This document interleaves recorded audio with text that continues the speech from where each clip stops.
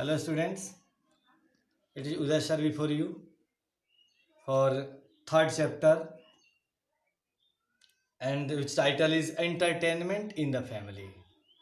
In my last lecture, I have told you about family, group of people living together, living under one roof, sharing each of the things and cooperating in all the works. हम लोगों ने उसमें family के बारे में पढ़ा था जहाँ पे लोग एक साथ रहते हैं, एक दूसरे को कोऑपरेट करते हैं, सुख दुख शेयर करते हैं, आनंद उठाते हैं।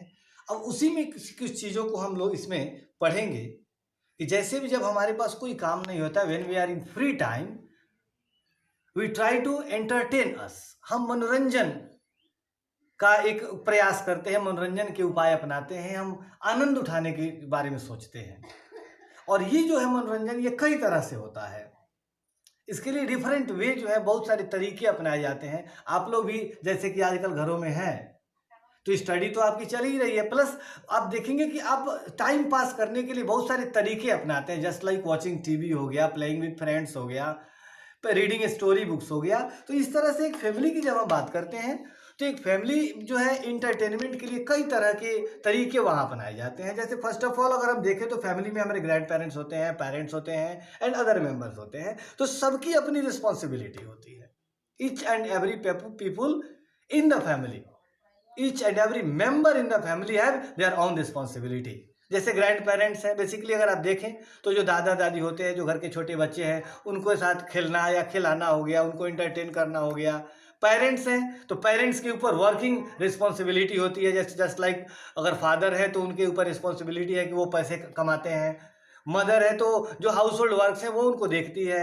बच्चे हैं वो कोऑपरेट करते हैं। और इस तरह से एक बेटर सिस्टम जो है फैमिली का वो फंक्शन करता है।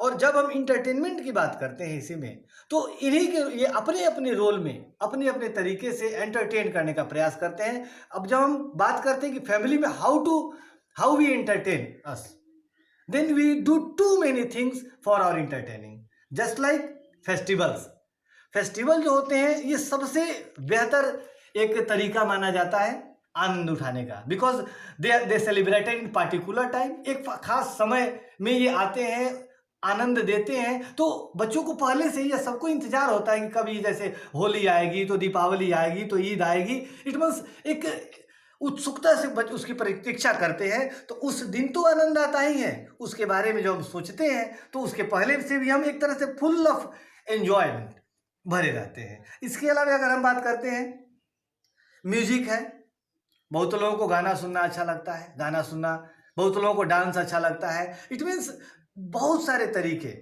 बहुत ऐसे भी हैं जो अपने एंटरटेनमेंट के लिए स्टोरी लिखते भी हैं, कहानियां लिखते भी, उनमें उन्हें आनंद आता है। तो इस प्रकार अगर हम देखें तो फैमिली में हर आदमी एक दूसरे को कोऑपरेट करते हुए जो उसका वैकेंट टाइम होता है, जो खाली टाइम होता है, उसको पास करने का और बेहतर तरीके से पास करने का। क्योंकि स्टूडेंट सबसे बड़ी चीज कि entertainment keeps our mind fresh.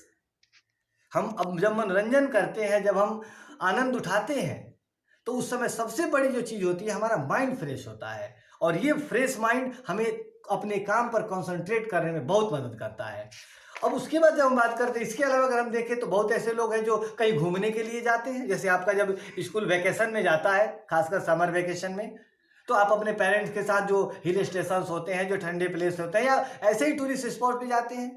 बहुत ऐसे हैं जो साइंस प्लेनेटेरियम्स होते हैं वहाँ जाते हैं। बहुत लोग ऐसे होते हैं जो जू में जाते हैं। It means students we do too many things to entertain us within living up in a family. और ये आनंद, जैसे कि हमने बताया, माइंड हमारा फ्रेश रखता है, तरोताजा रखता है, और जिससे हमें अपने काम में कॉन्सेंट्रेट होने का एक तरह से फायदा मिलता है। तो इस वीडियो में इतना ही रहेगा। नेक्स्ट चैप्टर के लिए हम लोग नेक्स्ट वीडियो में आएंगे। तब तक के लिए टेक केयर, बाय।